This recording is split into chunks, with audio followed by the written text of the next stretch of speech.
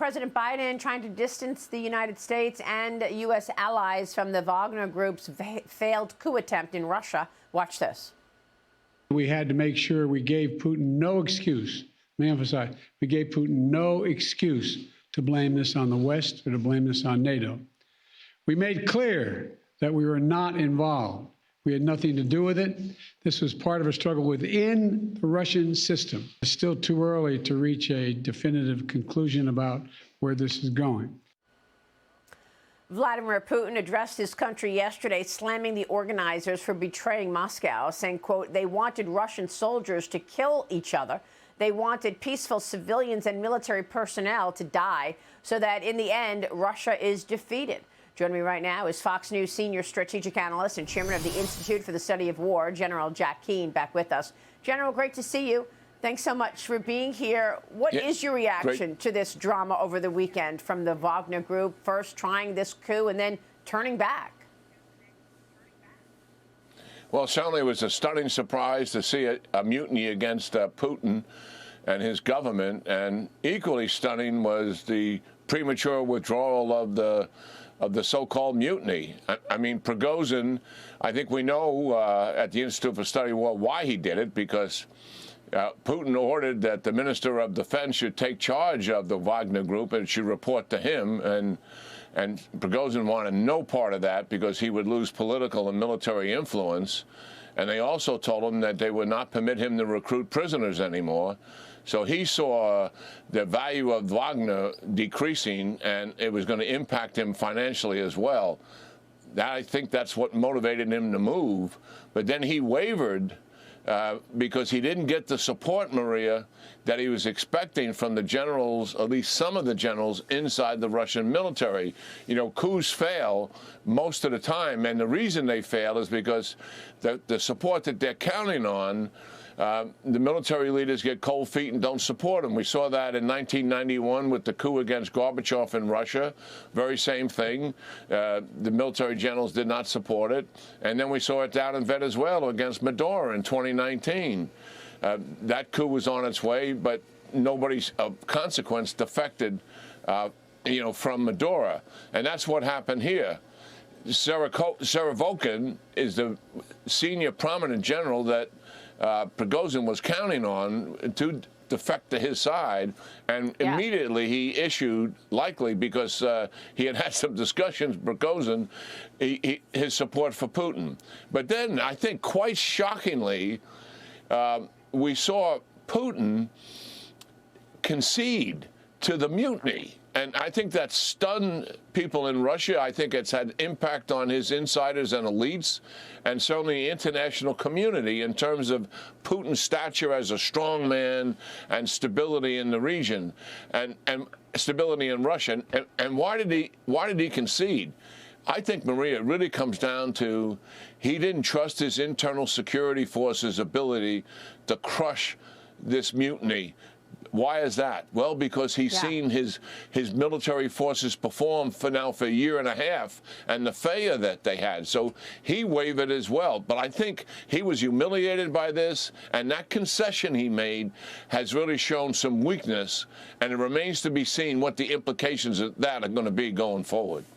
Yeah, I mean, everybody's saying that this has exposed Putin as a weaker leader than people expected. I want to know what China is thinking now, given its cozy relationship. The premier of China warning earlier that government's attempts to politicize their economies are, quote, pushing the world into fragmentation and even confrontation. As U.S. Treasury Secretary Janet Yellen is planning to visit Beijing next month, General, your thoughts on where all of this leaves the CCP in its goals and the Belt and Road Initiative to overtake the United States as the #1 superpower? Yeah, well, I think China's reaction to this, of course, they're such a close society, we don't know for sure. We can speculate. But I would suspect that certainly they're disappointed to see this kind of weakness in Putin going forward in their strategic partner. But there's going to be no thought whatsoever to pull apart from Putin here, because Putin and Xi have a common goal, and that is the United States of America leading the world, like-minded democracies, and they want to impose their own order and reduce U.S. influence dramatically.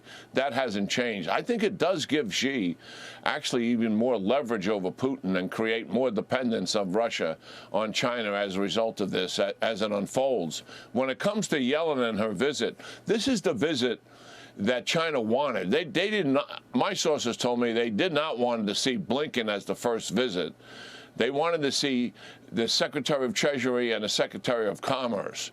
And they conceded to the Blinken visit because the administration insists that he's our top diplomat and he's got to go first.